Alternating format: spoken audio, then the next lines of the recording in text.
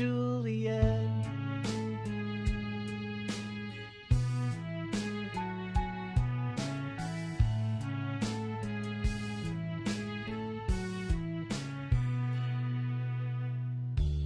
I've been fitting the pieces of this puzzle into place, but they're not the same size and they're not the right shape.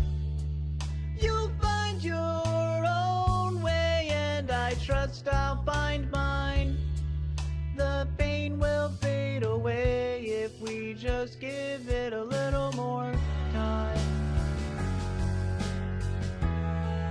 And that's just fine.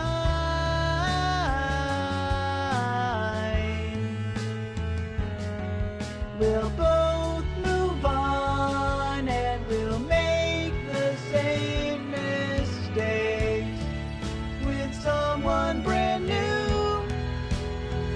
It wasn't right. It wasn't right. It wasn't wrong.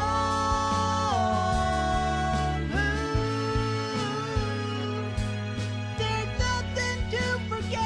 There's nothing we don't have to forget. I'm not Romeo, and I'm not Juliet. I tried to play, I tried to dance, I tried to love. I was a fool who dared to dream, I dared to rise and fly above. I trust you'll find your own way, and I know that I'll find mine. We'll both move on and make the same mistake. There's no going back. It wasn't right.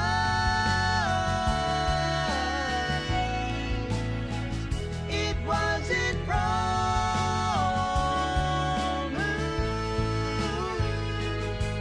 There's nothing to forget, and we don't have to forget. And I have no regrets. No going back. No going back.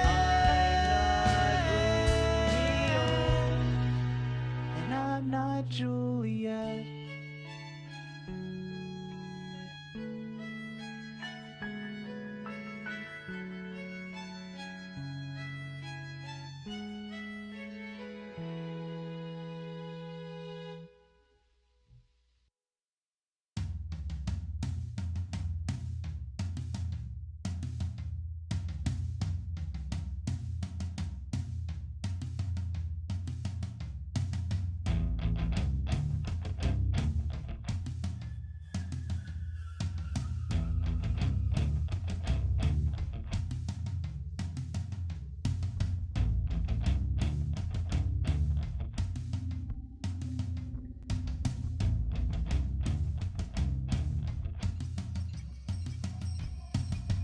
We've waited 7,000 years for the party to end them all.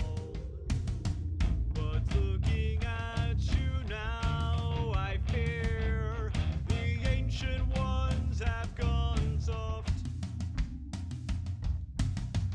Tricked by the smallest of us, deceived time and time again. Kentaro, you little creep. You had your shot, but your selfishness was your end. Now it's time to rally behind me. The time is on. The time is on.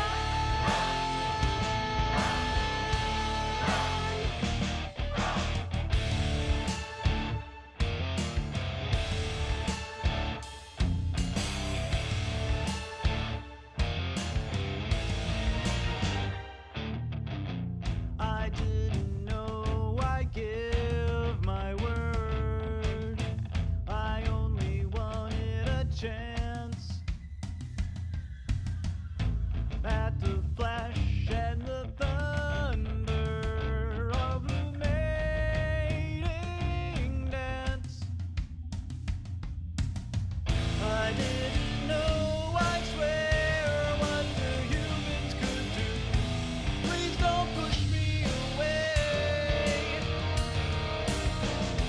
fought 'cause they were scared. And if you feel the fear too, I understand. Just please don't say the promise land.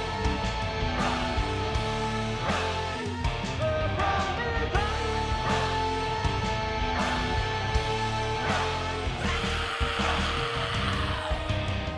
all of you follow my lead. We were so close to peace. Your servitude I perceive, and I was almost ready to save the ancient ones. You should follow my lead. Kick out the ones you don't need. We were so close to peace. Please don't do this, or I'll never be an ancient one.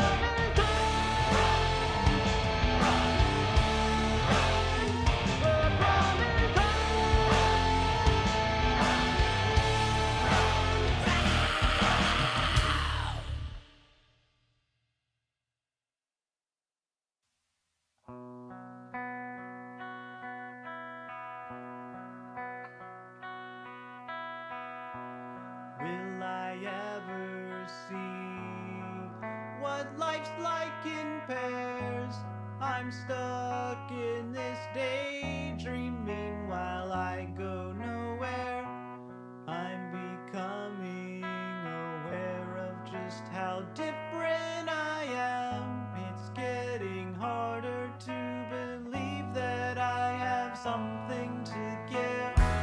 Now someone says I can, and I've never heard that before. Maybe I could have a chance to find my mate or not.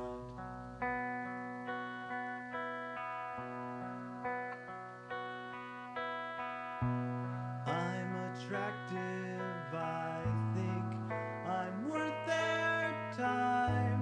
Doesn't sound right when I say it, but I'm sure I'll do fine.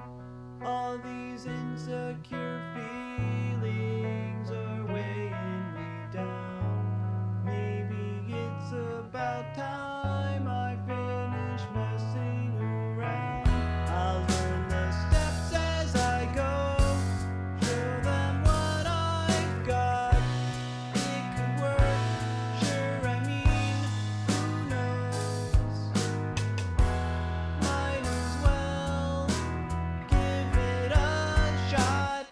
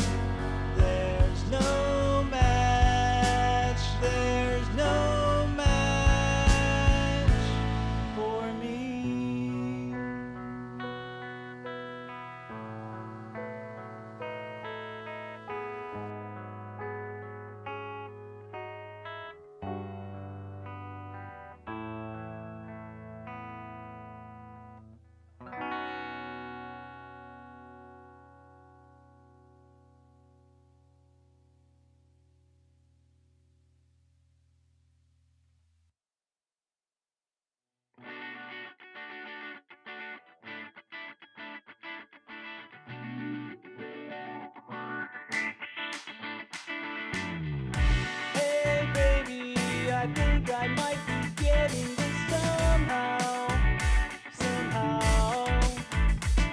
Forget about who I am, I'll give you what you want in me right now. Right now, I got everything, all you need, and it's red hot. Tell you what you wanna hear, what you need is not as hard as I thought. Well, it's a lie, but if we play this game tonight,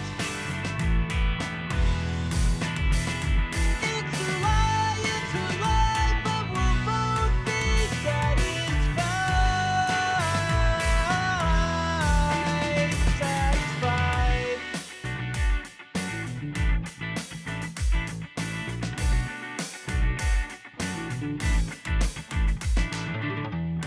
Hey baby, oh yeah, you can make me love and roll.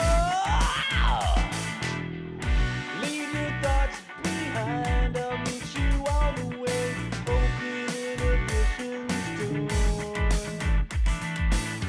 I'll be your darkest dream, I'll wake you up at night. If you tell me yes, I'll compromise myself and we won't have to fight for a while. Well, it's a lie, but if we play this game tonight, it's a lie, but we'll both be satisfied.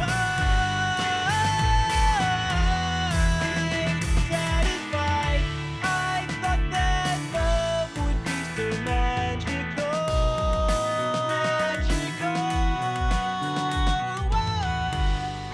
Didn't think I'd settle for something that was nothing more than animal. When it's over, I might hate myself, and that's the price I'll have to pay.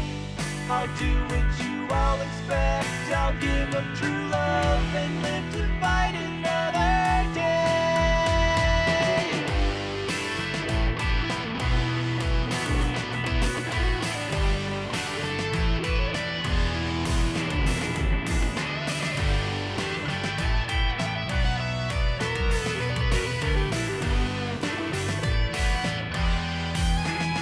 Well, it's a lie, but if we play this game tonight, it's a lie, but we should play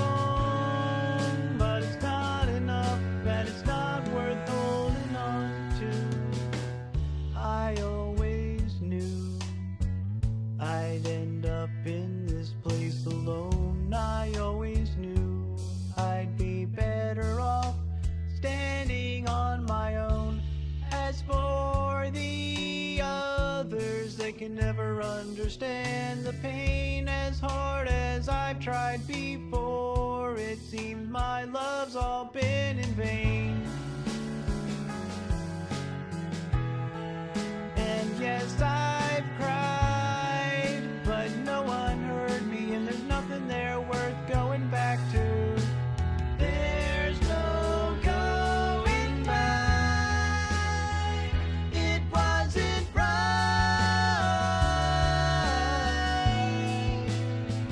It wasn't wrong.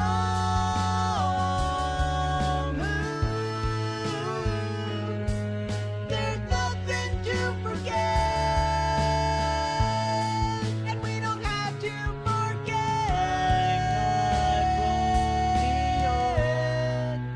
And I'm not Juliet.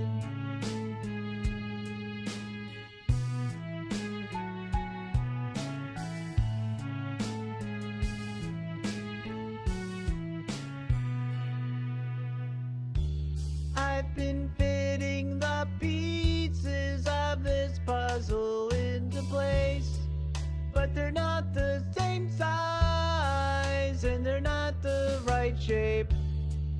You'll find your own way, and I trust I'll find mine. The pain will fade away if we just give it a little more time. And that's just fine.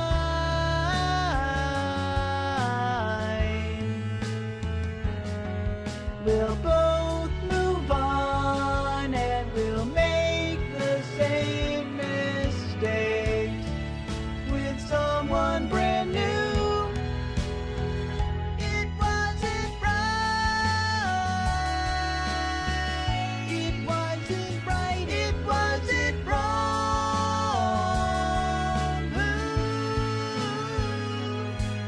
There's nothing to forget. There's nothing. We don't have to forget. I'm not Romeo, and I'm not Juliet. I tried to play, I tried to dance, I tried to love. I was a fool who dared to dream, I dared to rise and fly above.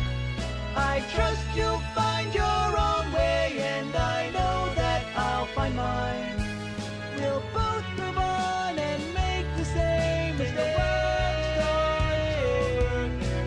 going back. It wasn't right.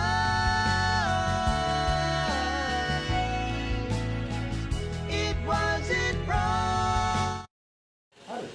I'm young. Nice meeting you. Hey, Is this reserved for anyone?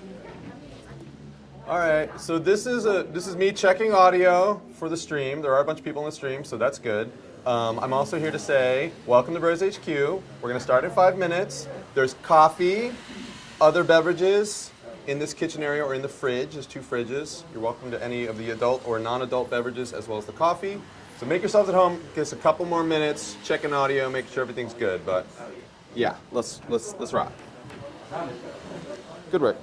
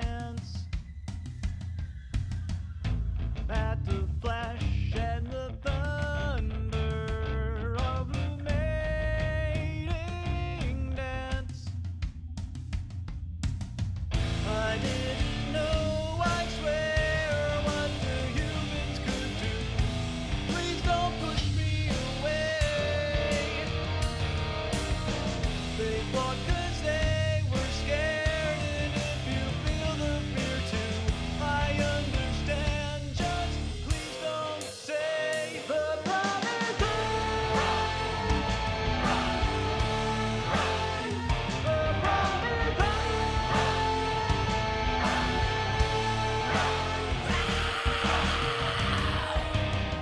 All of you follow my lead.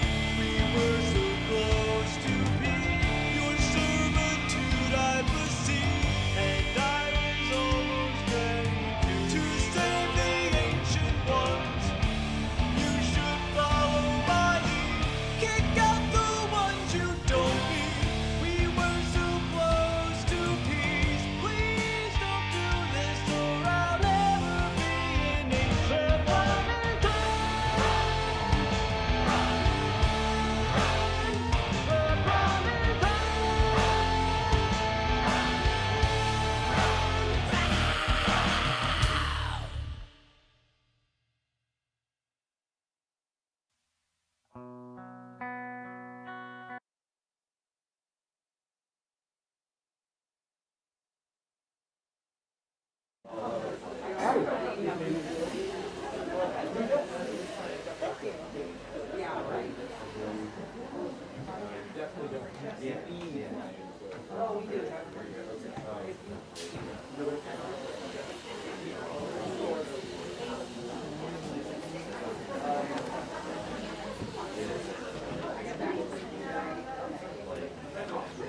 Well done on the X, Megan. Thank you. Hey, Greg. Will you keep an eye on just the iPad and make sure that somebody doesn't say, hey, I can't hear anything? Thank you. There's also headphones, but you don't have to worry about that. Hi, everybody. Welcome. Hi. Love you. Wow. I'm flattered. So, London Road Big Volunteer Meeting. Welcome! Yay! Yeah, it's a very exciting moment. This show has been many years in gestation, more than normal because it was elected as the next big Bros show that we would produce in, I think, 2019. So that wasn't even the one that we picked right before the pandemic. So it was sort of like midstream when things shut down for a couple of years. So it's been a long time coming. This was a very popular idea, I think, from the very moment that Chris first told people about it, even before it went to the pitch party. So it's very right that it is making its way to the stage. It's very unique and just fascinating and like, why hasn't this happened before kind of idea. So I'm super excited about it. They're going to tell you a lot more about it. A couple things just to get you all oriented. I'm Aaron. I'm the executive director. There's a bunch of staff members here who you'll meet, as well as our wonderful production people. Bros HQ is our space. It is for production. When I say ours, I mean all the new people are in the room, as well as the people who have been here and helped us move in. This floor is basically for production. The basement is basically for storage. There's materials up here. In general, the rule is if you see it, use it. Don't abuse it, put it away, clean up after yourself, but this is the space that is for us to make this show. So please do expect that this space is for you. And that includes the refrigerators, the coffee maker, the microwave, anything you see in the fridge pretty much, the materials that are around. I need a charger, I need a printer, all that kind of stuff. Just figure it out is basically what I'm saying. You have permission. Don't feel like you need to ask too much permission, but you're welcome to ask how to get involved.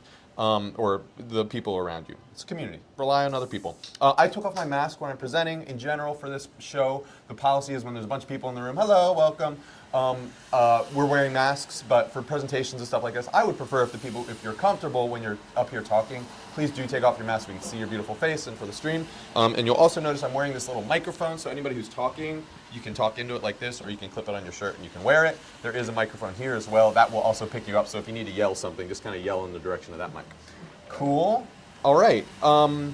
Yeah, welcome to Bros. I don't have anything more to say, because the amazing people who are actually in charge of the show are going to say a lot more. But first, I'm going to pass it off to Megan Juniper, our volunteer director. Give it up.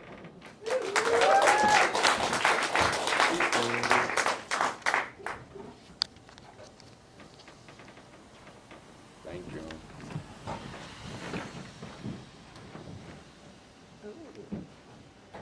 I'm Megan. I'm the volunteer director here at Bros, and I'm going to walk you through some Bros basics, and then after that we're going to get a little more into show-specific things. So I have some quiz questions here. So raise your hand if you'd like to answer. What is Bros? A cult? A passionate community of artists who create unforgettable experiences through live original rock theater? A really big cult? Or other? Who would like to answer? Lucas. E all. That's pretty good. Or B. Thank you for volunteering. You can pick a drink out of the cooler of volunteer perks over here. So Bros, a passionate community of artists who create unforgettable experiences through live original rock theater. Welcome, you are all now Bros. So the next question, how can I learn about Bros? Hang out with current Bros, use Slack, attend build nights and volunteers, read the Bro Manual, hit up a frat party, or explore the Bros intranet. Who would like to answer this one? Human sacrifice. E, human sacrifice. Anyone? Anyone? Hey, hang out with current Bros and Slack and attend build nights and volunteers. Absolutely. Lots of them. Kateri, if you'd like to get a drink out of the mystery cooler. The Bro Manual is sort of our guiding document. It has a whole bunch of stuff in it, and you can find it at baltimorerockopera.org/Bro-Manual. The next question, does anyone know what's actually in the Bro Manual? Words? Any kind of specific words? No? The word bro is in it. That's true. That's true. You're not going to earn a beer on that one, though. Greg. How to get in touch with people you need to get in touch with, who you need to get in touch with, what the bromandments are, and how the processes work. Absolutely. Get yourself something from the cooler. So there's lots of information in the Bro Manual. We have bromandments. We have tips for working together. The Bros mission, vision, and our policies. How to give and receive feedback. Contact lists. And information on what to do if something goes wrong. So lots of good stuff in there. We have some copies around HQ, and then you can also find it online. Some of this information that's in the Bro Manual includes our non-discrimination policy. Bros welcomes everyone. If you're into what we're doing and you want to be a part of it, you can be here, and we'll welcome you in. And Bros also has a zero tolerance policy for harassment, specifically sexual harassment, but any other forms of harassment as well. We need to create a really safe space for us to make art together, and harassment can't be part of that. Bros also has a concern resolution path. This is just a really structured way we have to make sure everyone can address any issues that come up. The first level of the concern resolution path is you just talking to the other person or persons involved. This is often the quickest way. We want to empower all of you sort of to have some control over the interactions that happen in this space. So you're all welcome to sort of just address concerns whenever they come up. The second level of the concern resolution path is Liz and Kim. They're both working on the production. If you try to talk to the first person in the first level, and Liz isn't here today, if you try to talk to the person in the first level and you can't find a resolution, or if that's not comfortable or safe, you can take your concerns to Kim or Liz and they can help you address that.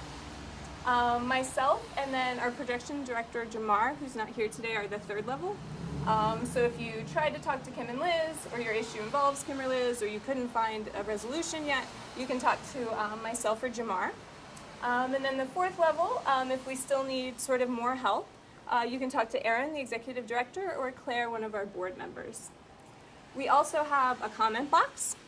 It's back there, the real life one, or you can find it online, baltimorerockopera.org/comment box.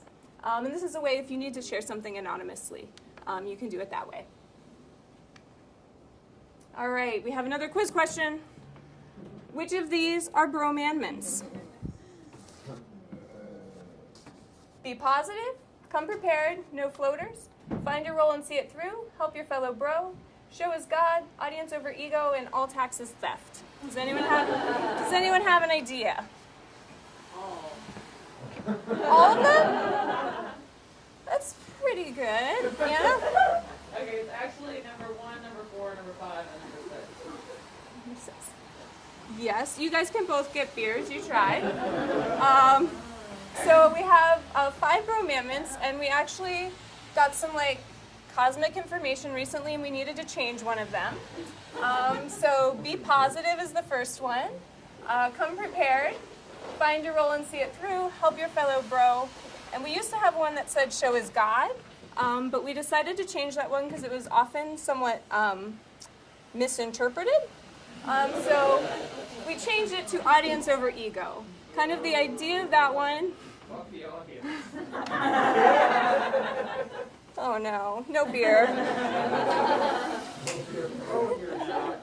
Kind of the idea behind audience over ego is to think of the bigger picture of the show, and if you're making small decisions, if you're sort of having a design problem that's intersecting with another design problem, we want everyone sort of be thinking of our end product together, is that we're all trying to make a face-melting experience for our audiences.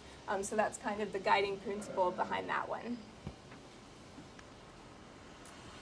Does anyone know how you can log your volunteer hours? We try to have everyone keep track of how many hours they're volunteering with Bros. And does anyone know how you can actually do that?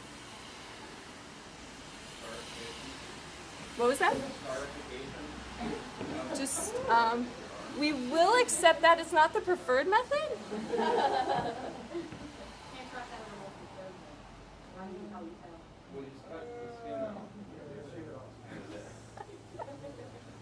Does anyone have a less gory version of that?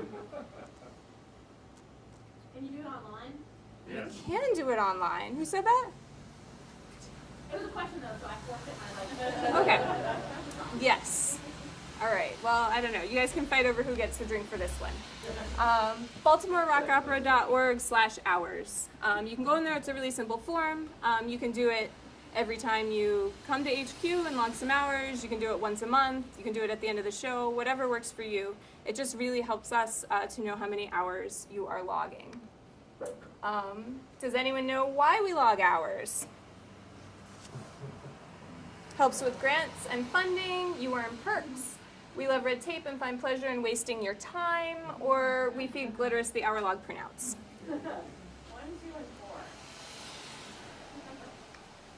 4. Yeah, mostly. You can get a drink if you would like. Glitterous is hungry. I don't know what Glitterous eats. Something probably rats. I don't know. Yeah, so it's really important to Bros to have you log your hours. It helps our development team when they're writing grants sort of to know how many volunteers are helping, and it helps us sort of to know how many volunteer hours need to go into each of our shows. And up next, I'm going to hand it over to our director, Kateri, and our associate director, Justin, and they're going to give us an overview of the show and get you psyched up.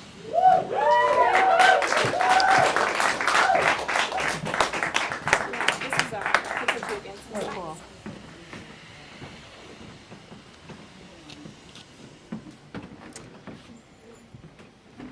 Right here.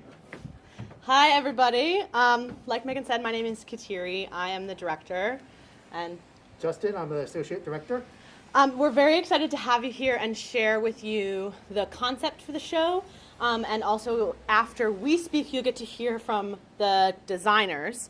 So what I'm about to pitch for you is shocking and maybe a little confusing, but stick with it, because it's gonna work. It's gonna be really epic, and it involves a lot of moving pieces. So this concept was really born out of a conversation I had with the show creator, Chris, that he, and I think almost kind of offhand, said to me in an initial meeting that he really wanted the audience to leave feeling like they had been inside of a monster movie.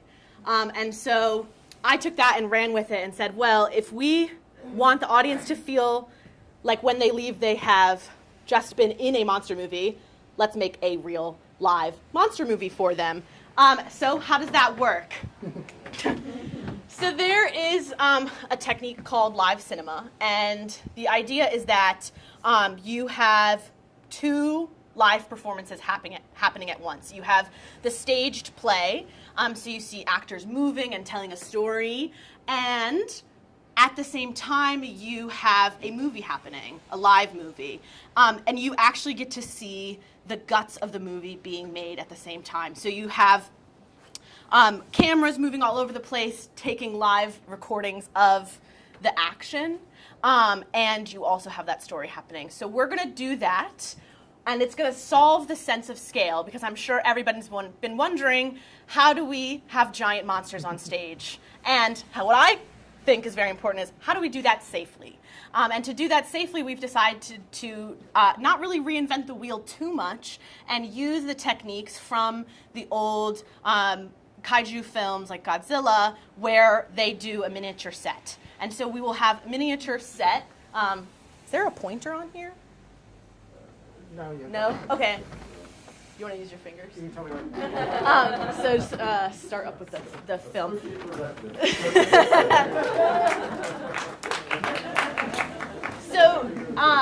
So the audience's perspective of the kaiju invasion or arrival is going to be guided through news coverage. So there's a character in the script, the journalist, that guides us through the story, and they will also guide the audience, and we will see the arrival happening live.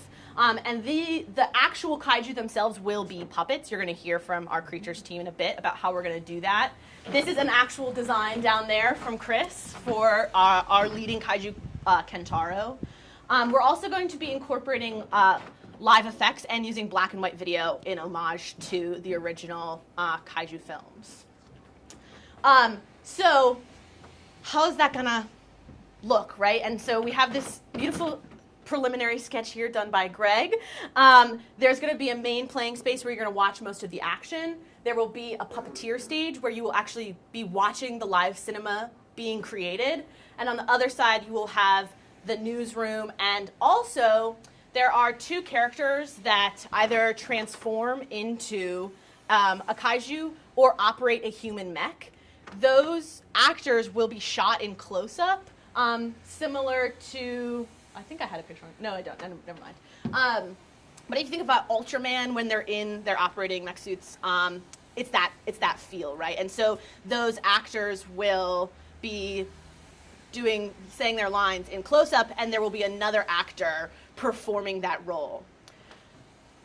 The other thing that sets this show apart from a traditional kaiju film is the fact that we actually get an inside look into the spirit, the emotional heartbeat of the kaiju, right? That's never really seen in any kaiju film. All we see is the outside surface. And so to do that, there will be actors embodying the kaiju, and that is who will be plowing and kicking and crushing on stage while these puppets do them in a more lifelike capacity. And you'll hear a little bit about that more from when we talk to our fight choreographer. There's also going to be quite a few trilobites. So trilobites are the last connection between humans and the ancient ones, and so there will be a giant trilobite puppet. Don't even worry, we do have a giant puppet. I know everybody was like, no, little miniatures, what? No, don't worry, we're gonna do it. There's gonna be a giant puppet. It's gonna be a trilobite. There's gonna be lots of little trilobites. They're gonna move. They're gonna do a conga line. It's gonna be sick. And I guess the last important thing to talk about would be the fact that we're going to have a pretty clear sense of time in this piece, which is going to be 1959. And the reason I chose 1959 was initially it's in the script that it's sometime conservative 1950s-esque. But I watched this video from WJZ TV. You can actually look it up on YouTube. They did a special in 1959 on Baltimore. And it was Baltimore, where are we and where are we going? And Baltimore was sort of on the cusp of being a city of tomorrow. So there was a lot of industry happening. There were all of these public works being planned. A massive rejuvenation of downtown was about to happen. And we were really benefiting from that post-war boom. Now, I feel that most of you probably know that that didn't happen. But Bay City is a stand-in for Baltimore, and to me, it represents that idea of utopia that where we thought we were going, and the fact that whether it be an Ancient One invasion or our very own issues surrounding racism and prejudice can tear us apart and send us down the wrong track. And that's all I'm going to say about that. You're going to get a lot more information about specifics from designers, and I'm going to hand it over to Justin to talk to you a little bit about what the main ideas that we're trying to reach here with this show. Right, so the first. Hi, everyone. Happy Halloween. I need the talkie thing. Oh, yeah, here you go. Talkie thing. Ah. So the first questions I asked when I got the script is, what were the themes? Because kaiju movies are kind of the embodiment of things that are big questions that society are having, things to work out, and they kind of are just really the embodiment of everything that's going wrong. So I wanted to kind of see what that was, and I got a very good answer. Like, we have all these things, and we have to kind of explore them and figure out where we are. Self-love and acceptance, super important. That's for everyone to work on. Bureaucracy, not very important. Science, important. Violence and militarism, problematic. Misogyny and stupid gender roles. Nope, don't need them. We're going to explore that. Strong versus weak. That's one way to look at things. Not particularly useful. We'll explore why that can be problematic. Power, utopia, and friendship. Friendship's good. Utopia, don't know it. Kateri mentioned the time, 1959. It's very well defined. It's right before the 60s. Counterculture is happening. It's not very evident in a lot of things. You think of the 50s being kind of corny, but like from that corniness came a lot of cool stuff in the periphery.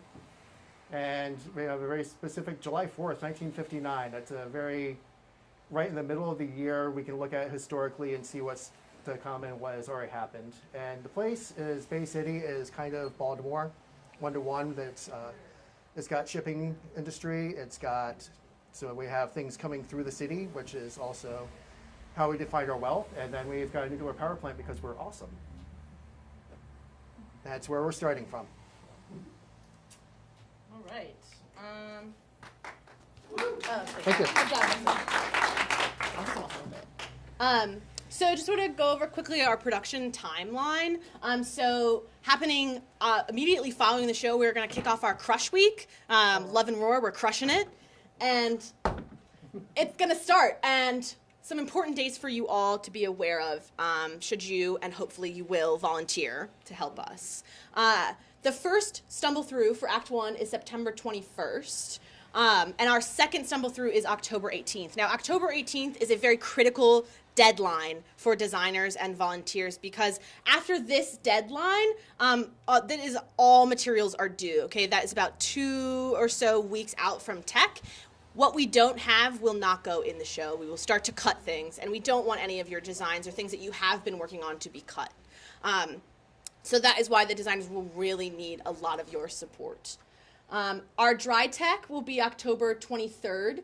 That is a Saturday or a Sunday, and it's going to be all day. And so it's going to be an opportunity for us to start to scaffold our sound and light and just make sure everything is running smoothly before we get to tech. The idea behind this is mostly to have a smooth and painless tech as much as possible. And then the other part of that is our tech week is Halloween week. And I know that to me, Halloween is a sacred holiday. And to a lot of you, I'm sure it is also a sacred holiday. And so we're trying to respect people's time around that. While still also putting on a kick-ass show that has to open November 4th. It just can't not. Halloween's my birthday, so I expect everyone to be on their best behavior and get me out early. Thank you. Yeah, there we go. Do it for Justin, if not for me. And then our show, we open November 4th, and we run the 4th, 5th, 12th through 13th, and the 17th through the 19th. So those are the 3 first weekends in November. All right. We are? Yeah, so our music director Johnny was not able to be with us today. However, he has provided a few samples of music. You actually heard them playing while you were sitting here chatting. This is a very classic rock opera. And so the first one you're going to listen to is The Prom Is On. Do you want me to like preface them? Maybe you can't talk during them because of feedback through this monitor. Okay. No, I will mute you. I'm just letting you know. So, if you want to say anything, say it now. Sure. Okay. So this first song that we're listening to, "The Prom Is On," the ancient ones have what is the word I'm looking for? Exiled Kentaro because they have continued to delay. Wow, the mating ritual, and they got fed up with it. They had a giant smackdown. Kentaro got exiled, and now Baliog has taken control and is looking for world domination.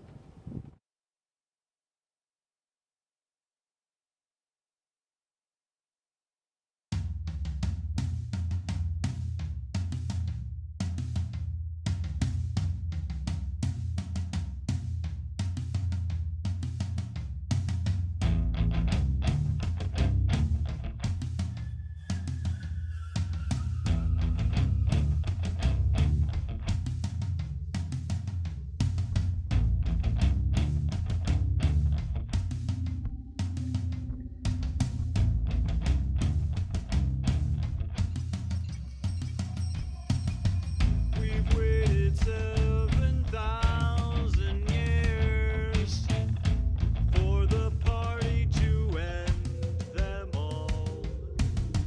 Time again, Kentaro, you little creep. You had your shot, but your selfishness was your end. Now it's time to rally behind me. The prom is on. The prom is on.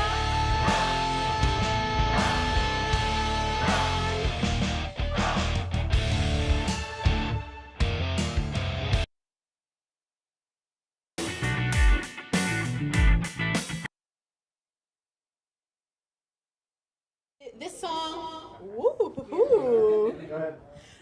this song, Play This Game Tonight, is kind of Kentaro's first time they actually start to feel themselves and start to get that self-acceptance and feel like they're actually a part of the crew.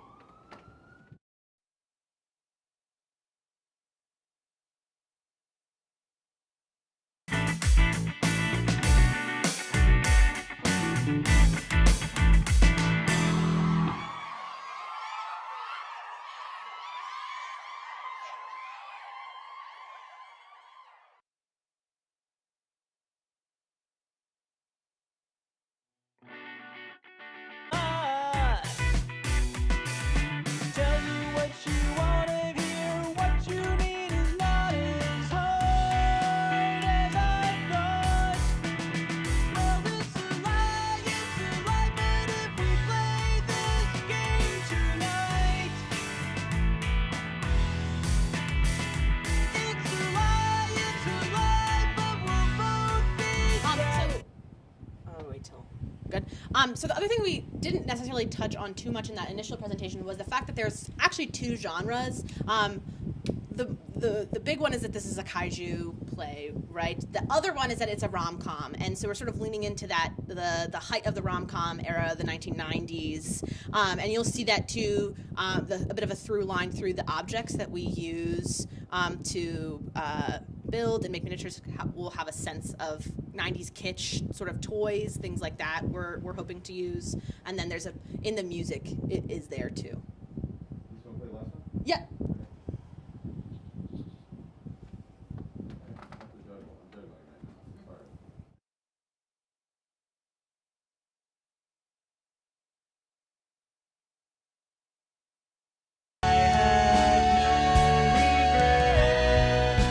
And I have no regrets. No going back. No going back. I'm not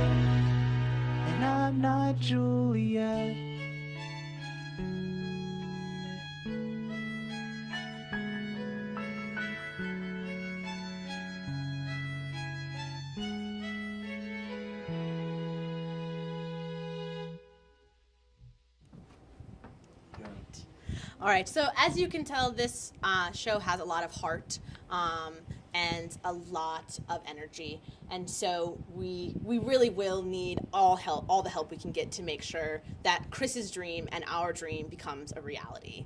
So thank you very much. I'm going to hand it over to our creatures, monsters, kaiju team.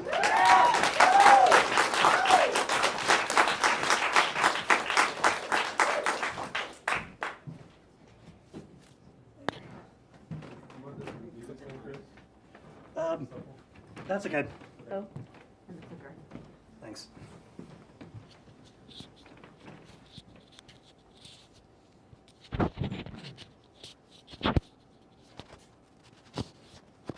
Yeah, I'll just hold it.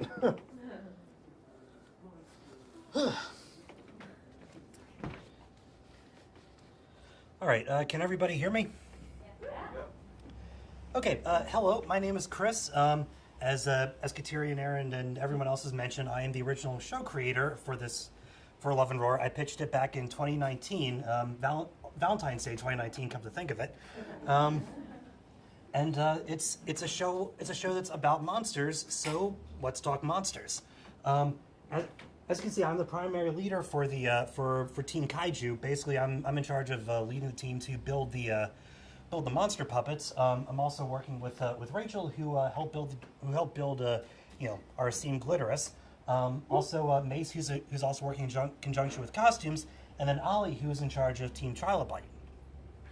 So, the obvious thing is what I'm so excited about this show is it's about monsters. So we're going to be building lots of monsters. Let's see here. So I want you to meet some of the ancient ones. The ancient ones are the collective group of giant monsters who converge every 7,000 years to find mates. That's why they're invading Bay City. Bay City is set on their ancient mating grounds. So in this picture you have flying monster Dactyl, electronic crustacean Claudra, scaly lava tiger Baliog. Our main monster, Kentaro, sort of a mixture between marine iguana and orca, who's also bioluminescent. Maelstrom, our cycloptic, slappy cephalopod thing, and then Tecton, a monstrous armadillo creature. Each one of them has their own unique array of personalities and unique powers. Some of those powers include thermonuclear breath. The elemental powers like Claudra can harness electricity and channel it through their pincers. There's a giant robot that we'll also be building who has just a sheer arsenal of weaponry. And then one of the monsters has the ability to teleport, which I think we can do by making a transparent duplicate of a previous puppet, kind of like what we did with the dragon eggs for Glitterous, just in the shape of a monster. And through these puppets, we can show them, dancing, fighting, roughhousing, just running amok in all sorts of fun atomic age antics and destruction. Now you're probably thinking, with all the fighting and roughhousing that's going on, they're probably going to they're going to sustain some injuries. And for those of you who play with the Jurassic Park toys in the 90s, we're giving them Dino Damage. Long and short of it is basically little pieces that come off the monsters that showcase injuries underneath of them. It's a way we can help illustrate the passage of time and also show the wear and tear that just being the life of an ancient one can achieve. As Kateri mentioned, we're not using big heavy suits for that for that process, but we're using puppets maybe about 2 feet tall or so to achieve this. To achieve this, we decided that it's a lot safer, and with the filming, we can get some really cool scaling effects, so we probably won't be able to do on stage. Let's see if there's anything else. All right, that's just wanted to be sure. Those are 6 of the main ancient ones. There, in addition, but there's also a giant robot, and there's also because one of the characters can transform, they're effectively an Ultraman pastiche. So we're covering all of our kaiju bases with this show. That's 8 monsters total. which and with that small time frame, I'm going to need a lot of help in bringing these things to life. But enough for me talking. Let me show you what you can do if you join my team.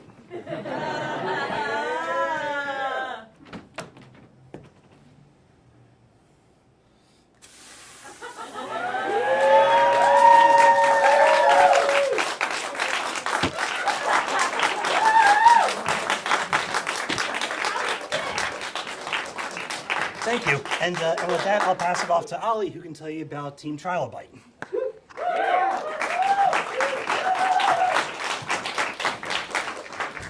Awesome. Oh, there's two things. This is forward, right? Yep. Okay. Don't forget your X over there. Stand near it. The green one. Okay. Sorry. Hi. Oops, which one? Hi, I'm Ollie. I am newer to the Bros, but I also want to just say working with Chris is amazing. So please, if you have the opportunity, definitely hang out with him. I'm very jealous of all of you. So I am the common ancestors, aka the trilobites. I don't know if you've ever fallen down a YouTube rabbit hole of trilobites, but you must. You know, there are 20,000 different species of trilobites. And I want to work on this show because I love love, and I also love science. And I also love the Cambrian period. So, like, what am I making? Trilobites. Yeah, exactly. So there are a lot of them. Trilobites in this show are important, as I see it, as sort of witnesses and storytellers. And so that's kind of the energy that I wanted to bring. It was a little difficult coming up with some designs because, as you can see, there are 20,000 different species. But I learned a lot of really cool things about them and the way that they move. And so what I'm hoping to do is get more of a paper feel to them and make them as lightweight, cheap, and good looking as possible. So some of my inspirations, while I wanted them to be more ethereal, are Gartham from the Dark Crystal, the Zerg Swarm from StarCraft, also Kabuto, if you like Pokemon. I really love Pokemon. So, and one of the best things about trilobites is that when they were scared, they would actually push their butts back and extend their exoskeleton, so their enemies would attack the exoskeleton. They'd just be naked, hiding in the sand.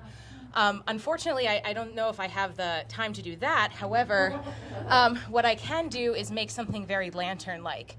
So a lot of what I want the common ancestors to look like are out of reed and wire, fabric and wax paper, and playing around with iridescence to give them that fossil-like look, but also have them light up in different ways, lighting depending. So that's one. And a lot of my inspiration I took from Heather Henson. I did a couple workshops with her that I really loved, and a lot of her work too involves reed as well with cloth draping. So these are just some very rough sketches, but I really want them to have that sensory slug kind of movement where their bodies are very segmented. I want them to be lightweight so that the puppeteer can manipulate it very easily. The itty bitty witness, which I want to literally attach a sort of helmet on top of a motor car. So it comes with all the noises, and I really want that to get, so instead of losing their exoskeleton, maybe it can just reverse back wherever it can. And so the swarm is kind of where I will need the most help. I don't know if you know this, but at the end, trilobites swarm, you know, the stage completely. And I'm hoping to make these out of little baby origamis. So what do I need from you? Oh, yes, and this is the most exciting part. I almost forgot. One of the things that I learned about trilobites are that they always traveled in packs, and they found that out because when they were discovering the fossils, they found that they formed a conga line. So a Cambrian conga line. And that was actually adorable to me. So I'm really hoping to find ways of having them swarm in conga fashion. And so I will need your fingers and your folding skills. So if you like paper and have patience and like repetition and just having a good time folding and chatting with maybe some smooth jazz or something in the back, please join my team. I'll bring snacks. It'll be great. Thank you. That was nice.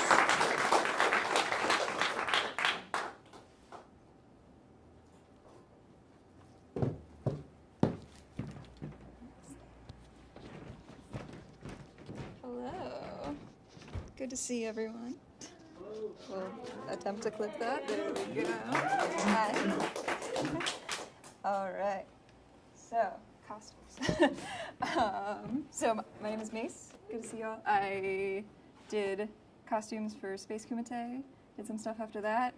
Moved to New Mexico, and you guys waited just for me to do this show. Thank you. So I'm doing the costumes, and we are doing two very different sets of costumes, which is extremely exciting to me. I can taste the spray thing that Chris did up here. It's really unpleasant. It's like, what is that? So, the real one will be much safer. yeah, that's good. Anyway, so the humans are going to be period accurate 1959, which is exciting to me as a fashion history nerd, because that's a very transformative time in history and in fashion, and we were trying out different silhouettes, and we had all these plastic polyester fabrics to figure out, and there's a lot going on. So most of my research came from a 1959 Sears catalog, which is pretty cool, and then some family photos. That's my family down in the corner, my very stylish great-grandmother with her plaid pants. Yeah, and gender roles. That is something that we are definitely pushing in the humans' costumes, along with, the script and everything, which I think is fun because it is a time that gender roles were starting to get a little less aggressive in clothing. Women could wear pants. It wasn't that crazy. So it's kind of fun to play with that a little bit. But men were a lot more restricted, honestly. They kind of only they could barely wear navy. So we were a little out there if you wore navy. And then the ancient ones. So this is where the concept gets a little confusing. So we have our puppets, our kaiju, and then on stage we will have the actors as the ancient ones playing side by side. So they are, what did I write? Human representations of genderless party monsters. So we're getting pretty fun with it. I really wanted to lead into some avant-garde fashion, some classic rock, punk, death rock kind of looks, all in one. Some very structural stuff, but also draping and ethereal. I'm trying not to do Claudra won't literally have claws, but she might have some sort of interesting gloves that kind of mimic that. So we're moving in the more fashion representation of it than literal monster suits. And then, yeah, so this just with more color, because each of the monsters kind of have their own colors, so it's going to be some bright, fun colors kind of contrasting with the pastels of the late 50s. And here's some of the stuff we've been working on that you can kind of see. Pulling some swatches for different colors, some designs, some inspiration. Main thing right now is trying to figure out what things in the costumes are going to move and how is that going to work with fight choreography and making sure we're all on the same page there. Lots of logistics, very fun, but yeah, join us. Anyone that can sew, anyone that can hot glue things, I have stuff for people to do on all levels, so please come help us out. Lots to do, very exciting.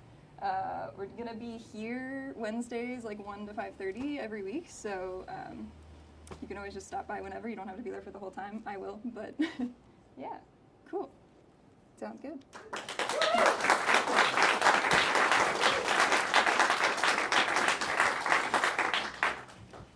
don't know who's next.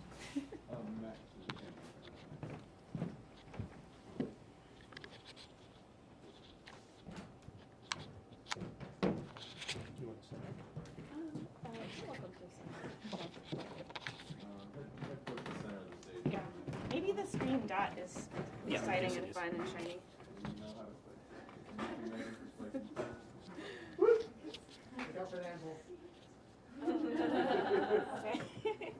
Okay. Yeah, so I'm Max. This is Kim. We're going to talk in terms of sets and scenic, kind of in broad terms.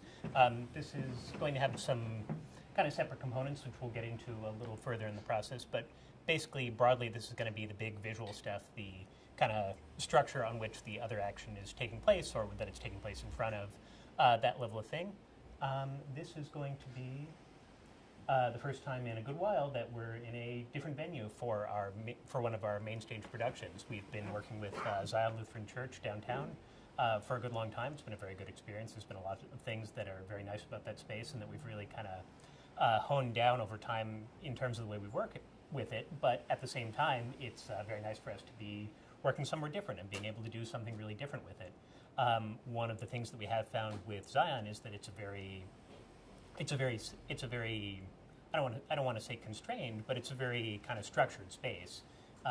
There's a certain amount of room available. There are certain entrances and exits available. You know, there are some things that we kind of just have to deal with as they are. With the space that we're looking at for Love and Roar, it's a giant open room that we kind of have a lot of options to build out. For those of you who worked on Space Kumite, it's actually probably a little more comparable to that than other things we've done recently, where we really are just walking into a big open room and we can work with that as we see fit. The other side of that coin is it's a big open room, and anything we want, we really have to build out from scratch. So it's not necessarily easy to parse at this size, but we have a general plan for the space that we've been working through with a lot of the relevant designers and a lot of the relevant departments. We're expecting to have kind of multiple levels, multiple heights at which the action on stage is taking place, and that'll give us some visual design while still keeping things very open. Since this is going to be a little more free form, a little more what I often call stagey than other shows that we've done, and especially other shows that we've done in recent years, that's going to shape a lot of the other things that we do kind of downstream from it.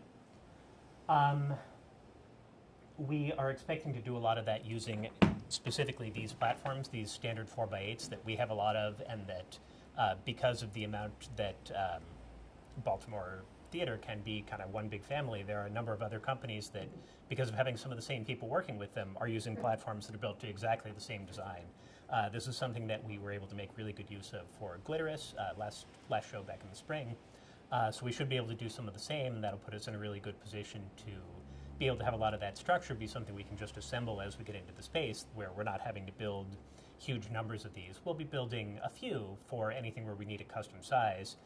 The other side of that is it does mean that we've got a lot to do when it comes time to set up in the space, when it actually comes to the install.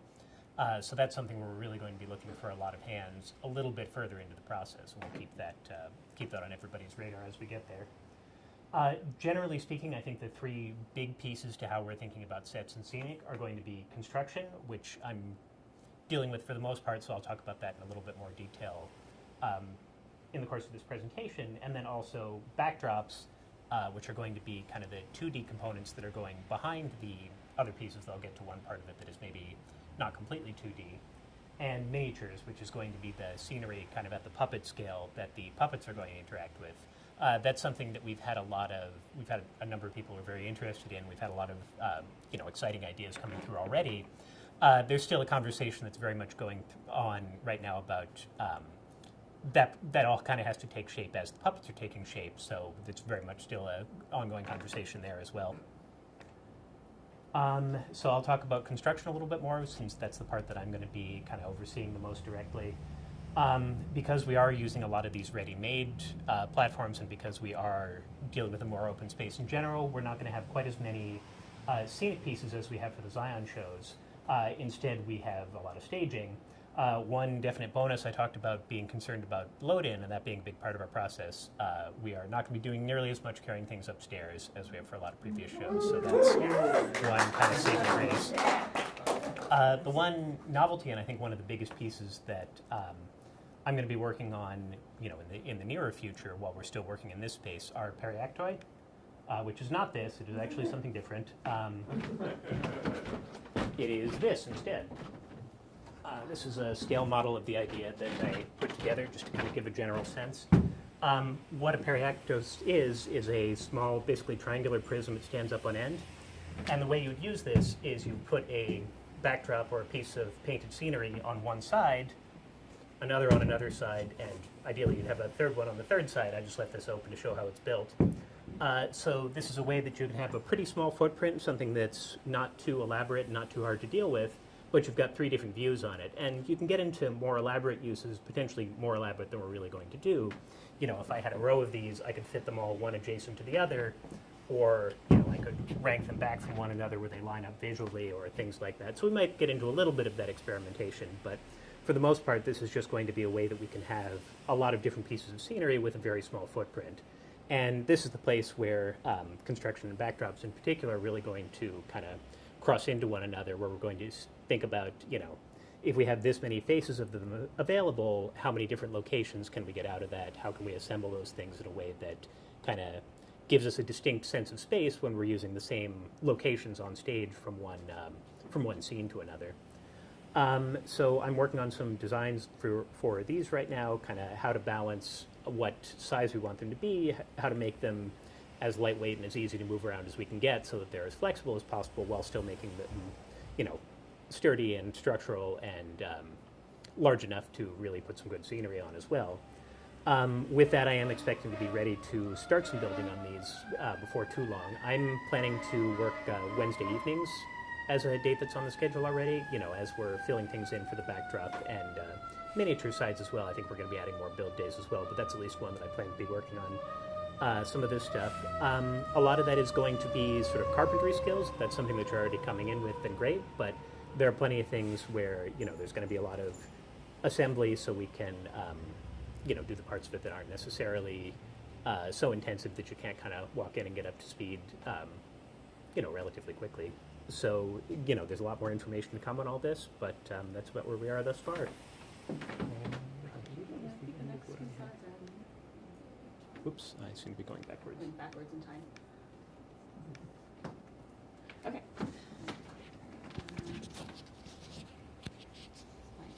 Okay. Hi, everyone.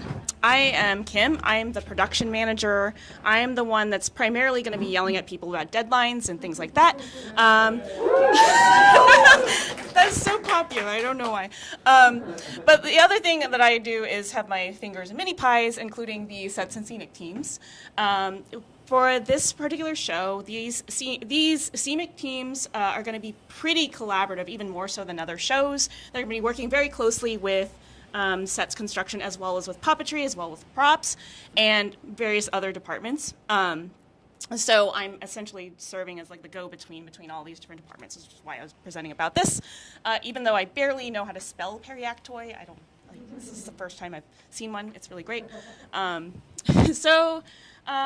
Like Max was saying, we have a number of needs for backdrops, and we also are building these miniature sets that are going to be destroyed by the puppet monsters that Chris demonstrated. So we essentially need a lot of volunteers to paint big, and we need some volunteers to build small. So if you're interested in either or both of those things, we would definitely want you on the Scenics team. Essentially, in addition to the sides of the Periactoid, we also are working with backdrops that we're thinking about 12 feet in width and stuff like that. And kind of back to Kateri and Justin's vision for the show, just enough information and to communicate clearly the sense of place and time. So really going back to that 1959 Baltimore, a city on the go, on the rise. So that's kind of what we're looking for here. Nothing super fancy. You don't need to be able to paint like a giant Rembrandt at scale, but just something that is... Huh? What's that? 30-foot. Yeah, 30-foot rule. We love that rule. 30-foot rule is kind of what we're looking at for backdrop painters. So if you're interested in that, we definitely would like some hands, as well as building the things that are small that can be destroyed. So if you're interested in collaboration and problem solving, this is the team for you. Please join this team.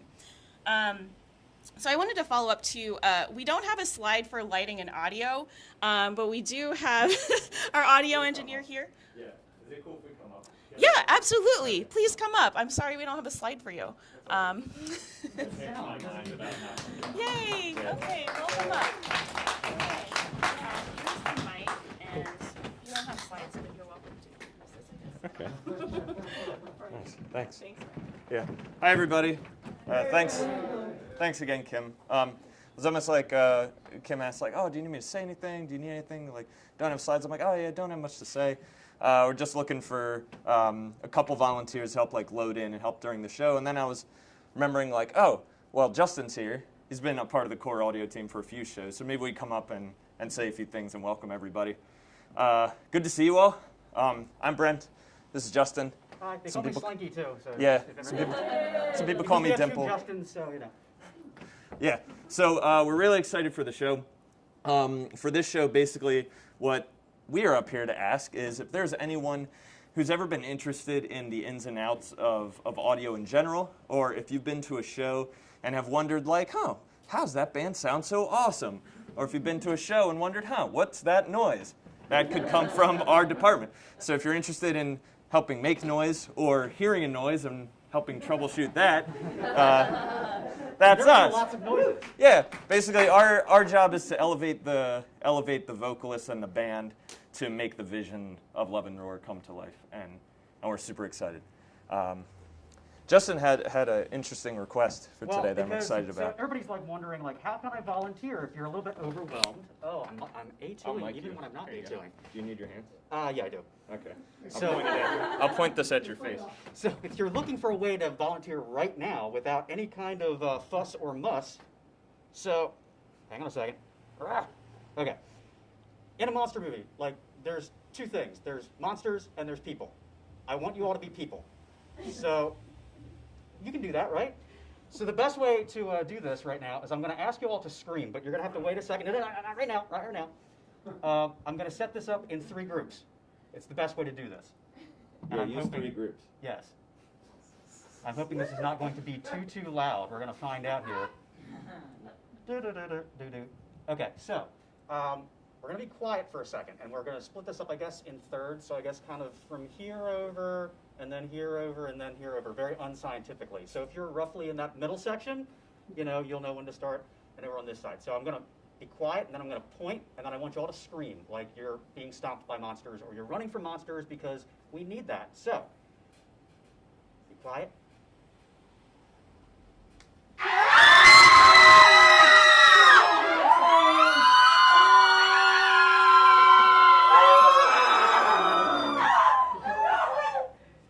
Good, awesome, excellent screaming. To the right side, left side, whatever. All right, now the center in 3, 2, 1.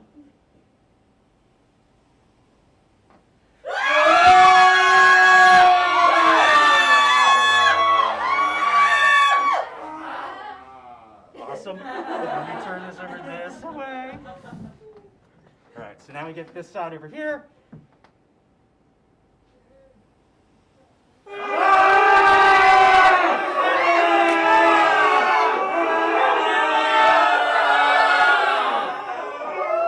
Nice this side, but I honestly think you could go a little bit louder and a little bit more being stomped on. Like, I feel like you don't quite feel like you're in fear for your life yet.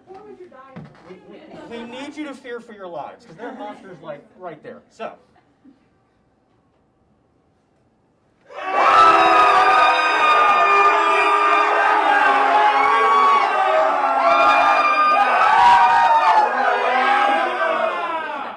Wonderful. Thank you, screamers. You got some good text entries on the chat. Actually, yes, text is great. Thank you, chat. Actually, one more time. I want everyone to scream at once, because we need like a big, huge crowd, just because I like to have options. So we're dying at this point, right? The monster's coming. We're getting oh ready yeah, to this die. is like Okay. this is like the end. You're Okay. looking up at the foot. This coming is the down. end. Time to My scream. friend, the only end.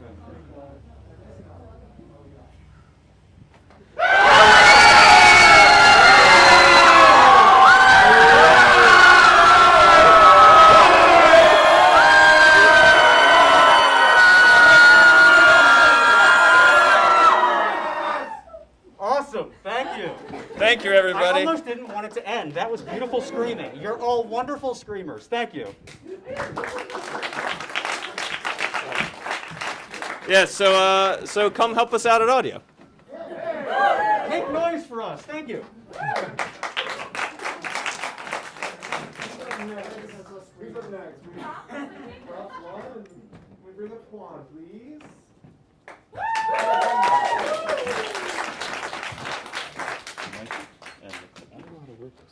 You just go to the next one right there, and then this one, just make sure that's pointed. Okay.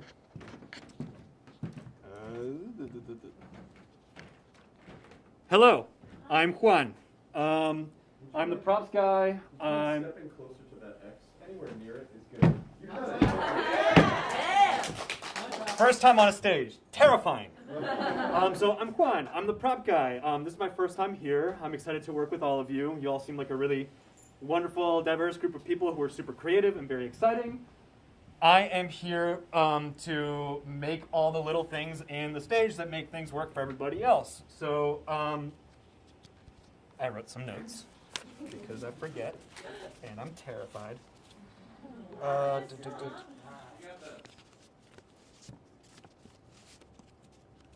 So, Props will be working on a number of things, big and small, for the show. We'll be drawing inspirations for the things that we see in the world and around Baltimore. That's some inspo right there for the time period. And then over here is some crude drawings and some park benches and a fountain that we're going to be building for this set. Some of that is going to include more interesting things like a glowing grimoire, a rock and roll blimp, mech weaponry, or a Ziploc bag full of goo. Think retrofuturism. We're just going to come up with some stuff together. I'm looking for your standard run-of-the-mill weirdo with creative problem-solving skills, and especially somebody who is comfortable with a table saw and has some painting skills, whether that be portraiture or working some sponge onto some underpainted stuff to create more depth with marble for a fountain, or wood grain for a bench or a podium. So yeah, if you like to spitball ideas off of people, everybody has a voice. All ideas are welcome. I love coming up with new ideas with other people. So join my team. Come hang out. That's about it.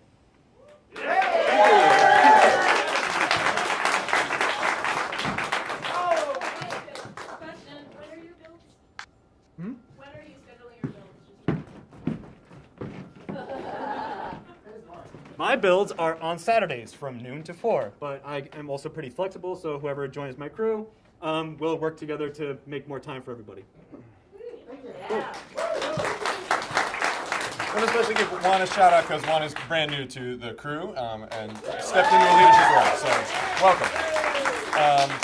Per request in the chat, I'm going to say just a couple words real quick about the venue. So we have been working with Downtown Partnership, who has been endeavoring to lease a venue for the next 14 months to do a lot of events for promoting downtown.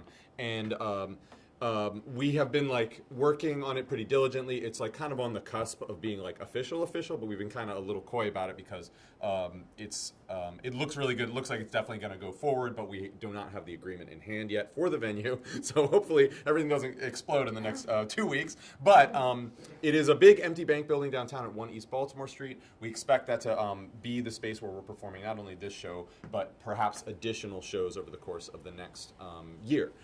Which would be really nice to kind of have this next era of a bros venue since we've been at the church for quite some time.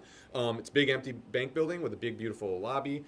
Looks really cool, has a lot of great things about it. We'll share more info on that in the future. One other thing I just want to say about it is one part of this, moving into a new space is always complicated, and one thing that will make this really nice is that we do have the venue locked down from October 1st to the end of the show's run. So we'll have more than a month of actual load-in time, prep time to kind of get it up and kind of make ourselves at home there with nobody else using the building. So that'll be a really refreshing, kind of nice, we can kind of temporarily move our HQ down there and really just set up and do whatever the heck we want. So I'm very excited about that, and we'll be sharing more information about the venue as we move forward. Who's next? Oh, wait, we had a cool slide there. Let's just check out that slide for a moment. Okay. There's a lot going on there. I don't even know how all those things relate, but it's fantastic. Fight choreo, Lucas. Yeah, we'll put that at the S. Like so? Yeah. That's good? Okay, very good. Ravens are up 3-0. Oh, are they? Yeah. Okay.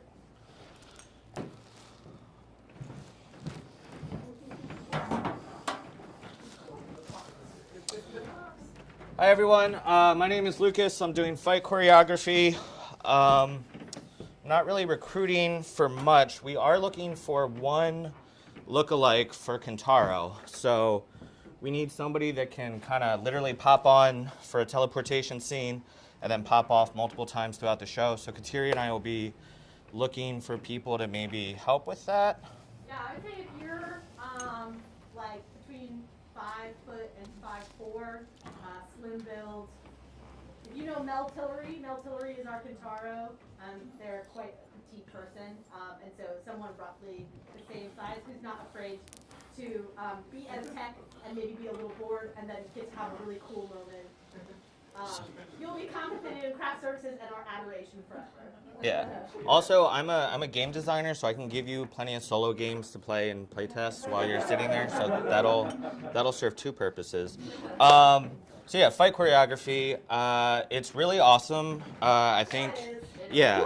Obviously, I'm very biased, but I think it's like really fucking awesome fight choreography for this show.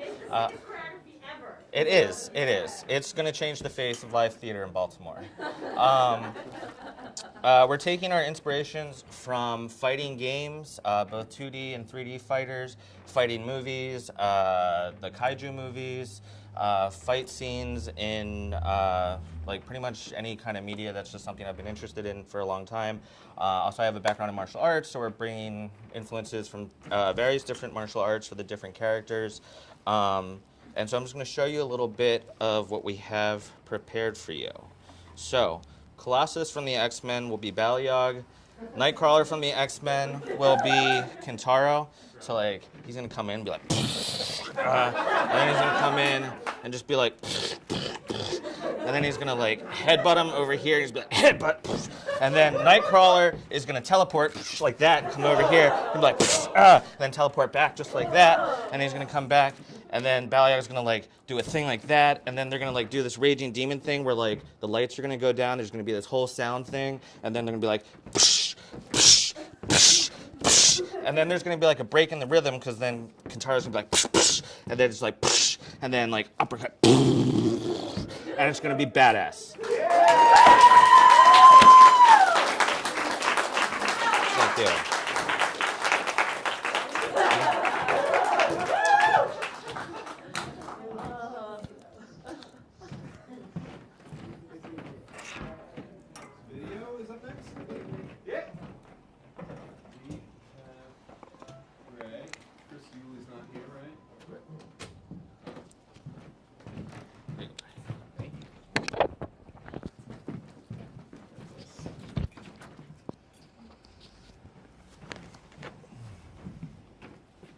Hi, everybody. I'm Greg. I'm going to be working on video for this show. Chris Eulinger is also going to be working on video. Can't be here today, and I'll talk a little bit about what that breakdown is, but probably not a ton. So what we're doing, imagine for a second that you are in a TV studio in 1959. Could be a film set, but really thinking about this era when a lot more stuff was produced live. Everything from your kid's puppet show to soap operas, there were all these local productions up to the big national ones. But there was a lot of live television production. A lot of it felt a lot like this, a lot of plywood sets, a lot of self-construction. Everything is black and white. You walk in and it is a crazy environment. There's somebody walking by with a ladder. There's somebody dodging the ladder. Somebody's running to get food, to get coffee. There's this big chaotic environment of creative people building something together. Somebody counts down from 10, the lights go off, and it is a silent, immersive environment. This show will feel somewhat like that. There is production going on. There are people walking around with cameras, and there are these disparate elements that get brought together. That is the look of what's going on. So we are going to be creating this black and white live production. We are also going to be including some canned material. This is the same drawing that's come up a couple of times at this point, but we're looking at a stage and some separate production environments divided by these columns of practical video sources. These are VGA computer monitors with a surround on them to look more like some of that control room material that you saw on the last slide. And big TVs. These are rear projected scrims with another monitor kind of surround. Which is going to be a collab with sets. That's where the live elements go. So that is the monsters, that is newscasters, a few other parts of the show go there as well. Why are we doing this? This is, and I'm not going to stay on this too long, but like this genre exists because of movies, and it exists in movies, and I know we've all had this experience of watching them and picking them apart and trying to figure out the scale on our own.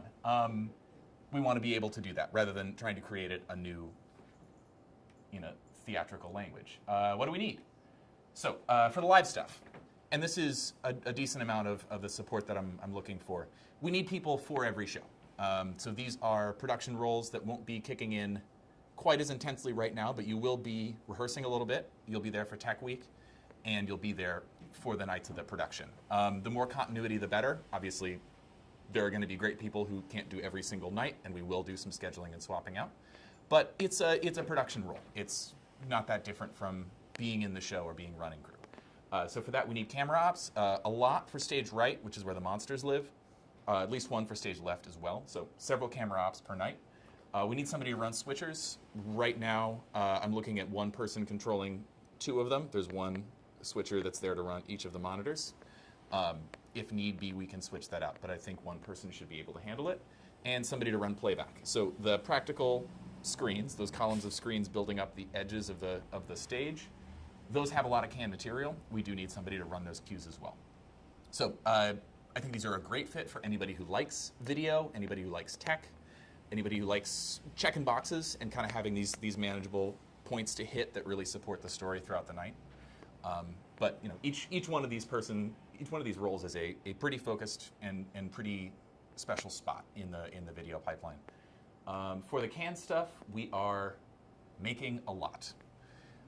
So this is what fills out the world of the show. This is what fills in the scene transitions. And this is, it's pastiche stuff, but it's a chance to really do something interesting. Kind of these two references that I'm looking at. You have WandaVision up top, which had a lot of fun with this, and that is a well-treaded genre of exciting stuff that people are doing right now, is recreating ads, recreating genre from the past, and the vox pops from a bit of Fry and Laurie, which are these kind of unhinged bits of improv comedy that just take one person and let them talk for a little while, probably a little bit longer than they should. So we'll be working with the writing team from the show on creating some of this, but these are independent creative teams. I'm planning to work on some of this. Chris is coming up with some really cool stuff, but this is a spot for anybody who does video, is interested in doing video, to create something with a lot of authorship over it. Individual people, some smaller teams, whether you may get a script, there may be some room for somebody to just say, hey, I want to try this thing, and they go for it. I'm very excited about that. But this is a little bit more self-directed, a little bit more involved, but a chance to really mold this entire chunk of the world that we're living in. That's what we're looking at. We will have some, I have a studio that I run for work. I'm planning to do most of this work that I do on it there. So some of these Vox Pop interviews I'm going to record there, key onto some older footage. Happy to share that resource with somebody who's doing this as well. So definitely hit me up if you are on the fence, if you have something you want to try, maybe you need to borrow some gear. That's something we can figure out as well. A brief note about recreating stuff from the 50s. It sucked. It was real bad.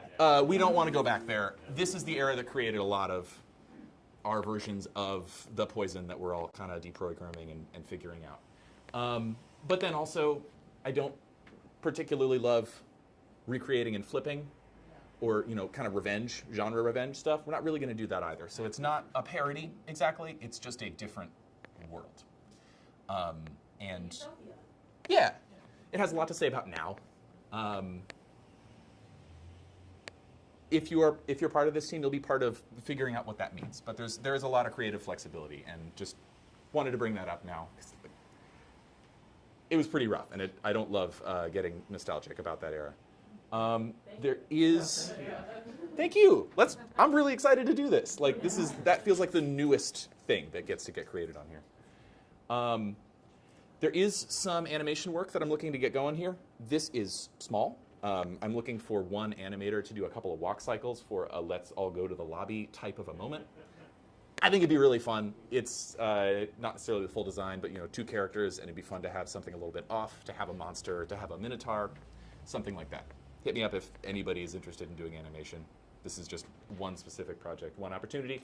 There's also a motion graphics piece, or honestly just a design piece. The station IDs from this era were static for the most part. They were just a thing you'd hold up, but it feels like an easy cheat. If there's anybody interested in motion graphics or graphic design, this is one nice, manageable chunk. Builds. These are going to be collaborations with sets. We will be working within set build times, but there are a few elements that go into video that I'm definitely going to want help with. We're making the big TVs. Those are rear projected scrims hanging from the mezzanine of the venue, assuming everything goes well. The practicals are also surrounds. We need to get some LCDs from a thrift store. There are lots of them right now, and build something that's a little more period around the front of it. I'm going to dress up the cameras as well. We're working with a newer Panasonic camera. I have this dream of a 30 rack with toilet paper tubes stuck to the front and then a hole cut out, and I think it's going to work, but I'm going to want some hands doing that as well. So that'll be something that I'm shoehorning into. Impossible! But yeah, that's what we're going for. So these small chunks, these involved production length rolls. Get in touch with me by email. We don't have a regular workshop time at this point in the production. We're a little bit less build heavy.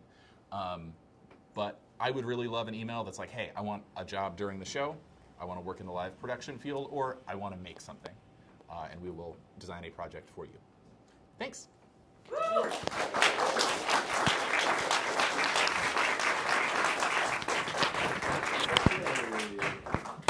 of those wild card moments. Is Jordan going to be on the Google Meet Hangout? Let's see. We'll find out live. Okay. It's already not working. This is great. Just a moment. It's definitely happening.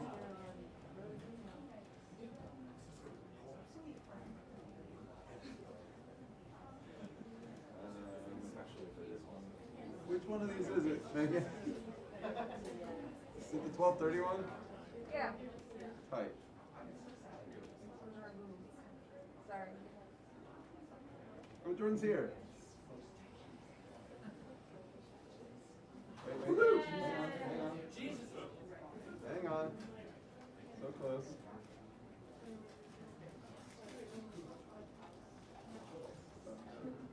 Almost there. It's really about to happen any second. AK, can you hear me? Hi. I can hear you. Yes. Can you hear me?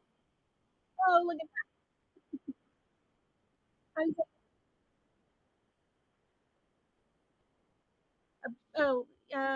let's see. Here we go. There we go. Hello, everybody. I'm so pleased. Excellent. I don't know what's on the screen. I think it just says best part of which I realized I put animations in there. I probably just should have left it be one slide, but we'll work with it. So I think, be able to tell you where to click for me. So we'll start with the best part of front of house, which if you'll click on that, it's definitely interacting with the fans. We are lucky we get to be the face of Bros when people first come in. We get to talk to them while they're waiting for the show. It's an important and a fun job. And I'm looking for a lot of people to come in because we need a bunch of jobs filled. If you'll click again, I think it lists yes, awesome, thank you. So we need people, now I can't see this slide, but I think I've listed them here for myself. So we need people, yeah. Perfect, thank you. So yes, we need people to do all of those things. And we will have a training prior to opening night that is required with an asterisk, which I say because we want anyone who wants to volunteer to be able to come and do that. And so last time I was able to do a one-on-one training with someone who couldn't come, which I don't want anyone to take advantage of me, but we will work with you if you want to volunteer and can't make that required training date. So keep that in mind. But we will do our best to make it work if you want to volunteer and can't make that date. Let's see, you only need to sign up for a minimum of one show. So if you can only make one date and you want to volunteer, please sign up. If you want to do a bunch more than that, awesome. We love repeat volunteers. If you know what you're doing, that's amazing and super helpful. Or any number in between. Join us for as many as you want. Just sign up when you sign up for dates. keep in mind that cancellations are really tricky for us. We get that life happens, and sometimes that necessitates canceling. But I guess my main point is front of house is a lot of fun. You get to be there each or for as many as you want production nights, and we're always looking for energetic, fun people who want to interact with our fans. Bros fans are awesome, and you need to be willing to put in some good work because it's we stay later to clean up and things like that. It's usually a fairly long evening. And one more thing, if you'll hit just one more space for me. There's one more volunteer position I wanted to talk about that's new this time around. It's the front of house associate that we're going to try out. And that is an individual who is going to help out, who's going to help me out and would be committing to extra training, working with our ticketing software, learning that, working multiple shows, assisting me with organization, planning, setting up, and in the event I'm not working a show, supervising volunteers. That's going to help me not have to be at every single show this time around. It's a great opportunity for someone who wants some additional responsibility and beyond just showing up for a shift. I'm sure there's some out there that would like that, and I would love the opportunity to work with somebody who's interested in doing that little bit extra. But that's front of house in a nutshell. Thanks for letting me sign on remotely. I appreciate that. Yep. Thank you.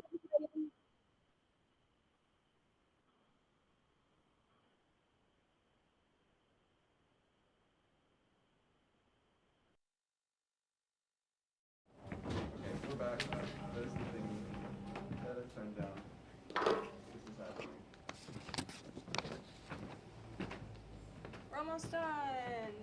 We're ready to start. I don't know. So we do have some COVID policies in place for the show. All of our 4 leads need to be vaccinated and have 1 booster shot. We're asking people to wear masks in HQ. And if you're exposed, experiencing any symptoms, we just ask that you follow CDC guidance for that and stay away until it's safe to come back. We are doing a show. We're going to make it happen. So these are sort of some of the measures that will help us get there. We haven't yet made any decisions about what we'll be asking of the audience, but we can do that closer to time when we get ready to sell tickets. Can anyone give me one reason why COVID sucks? Just one? Hard to do live theater. You can get a drink from the cooler if you would like. There's alcoholic and non-alcoholic. I forgot to say that part earlier. So that's our COVID stuff. There's a few ways that Bros will be communicating with volunteers and other people involved.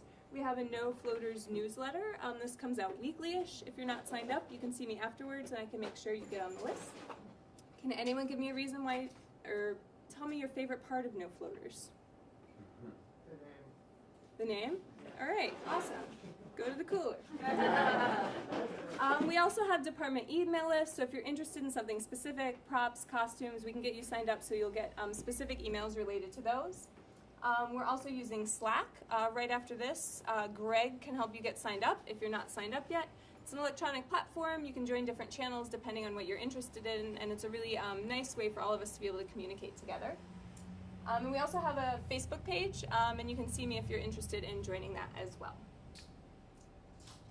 Open production positions. We've talked about a lot of these already. So we have lots of open roles just for anyone who wants to volunteer. And then we have some kind of more official roles that we're also still trying to fill. I'm not sure if all of these are entirely up to date, but we have kaiju project lead, puppet assistants, wigs, hair, and makeup designer and assistant is something we're still looking for. Greg talked about camera operator and switcher, audio assistant. We need some set painters, painters, animators, crew to actually help on show days. Front of house is also looking for a bar manager. This person would sort of help run our bar concessions at the on show days. Craft services. we like to serve everyone dinner on show days, so no one has to worry about sort of arranging that for themselves, and we need a lot of help to get that done. So if you're interested in sort of helping manage that or helping cook, it would be awesome to let us know. Jordan talked about front of house, and we're also looking for a photographer to do dress rehearsals on a show day, just to help us document things. Also, we are still looking for puppeteers, so that would also be a production role. So if you're interested in being a puppet assistant, over here. Sorry, we're also looking for puppeteers still. And so if you're interested in a production role where you don't have to learn any lines, but you do have to learn blocking, and you want to help manipulate and handle the puppets, that would be a production role in coordination with puppets and video, and it's quite an interesting opportunity. So, yeah. Yes, so there's a million ways to get involved. Some things you can do this week. We have Crush Week, which is sort of an awesome sort of kickoff to our production with volunteers. Thank you. We are having a session right now. We're having one on Tuesday evening and one on Saturday afternoon as well. So those are just times when open house will be open. You can chat with the designers. We'll have Slack pros here to help you get set up on Slack. And some other things sort of going on in this space. So it'll be a nice spot if you're sort of trying to figure out where you belong. And we have a volunteer form. If you haven't filled it out yet, baltimorerockopera.org/letsrock, and that can help us get you on the right mailing lists and things like that. And now it's time for the super duper group picture that we haven't been doing because of COVID. So after this, talk to people. That's the goal. We're here. We're making things together. That's the whole point. Like, if I was making stuff by myself at home, I probably wouldn't want to do it. That's why I come over here, to make stuff in community with other people. So talk to people. Talk to at least one person that you want to work with. Like, that's very, very important. Talk to at least one department that you haven't talked to yet, because you've been in your own little bubble, and our production teams haven't really fully meshed yet. And we will, after some general, like, you know, hanging out, socializing, meeting people, which I'd love for everybody to do, we will kind of start to break off into actual small groups. Our Crush Week thing is kind of new, so sorry, Megan, for explaining it. Crush it. But we basically want to have all the teams set up in different locations around the room where people can then go and say, hey, let me just talk to costumes, let me get the gist of the idea, let me see some of the designs, let me go over to Chris and sort of see what sort of help might be needed, let me come and talk to Greg about how I can get my Slack set up, because it is actually really good when people are talking quickly on Slack. You can be like, hey, what's happening today? I got an hour free, and they're like, oh yeah, totally, come in, I'm here. That is like so much easier than sending an email that you don't get a response to 2 days later. So recommend jumping onto the Slack, and it's an easy way to stay in touch. There is no excuse if you're like, I don't know how to get involved in the production. You can do basically any of the things. BaltimoreRockOpera.org/letsrock. You can email production@BaltimoreRockOpera.org. You can get in touch with any of the staff members, but particularly Megan or Jamar, our production director, who's homesick right now. Shout out Jamar on the stream. And just say, hey, I want to get involved. Here's my interest. Can you help me to find a spot? And we will help to put you involved. So that's all about what's happening next. But right now, we'd love for everybody to gather as close to this area as possible. And we're going to do a photo that direction. And I would love it if you would just make noise and act stupid when we may take the photo. Thank you. Woo! Bye, stream.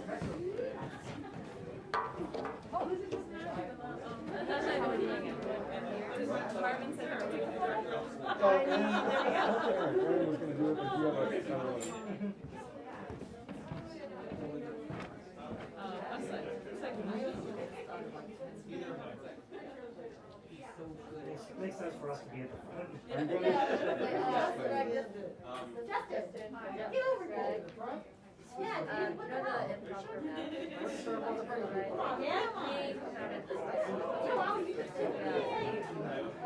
Yeah.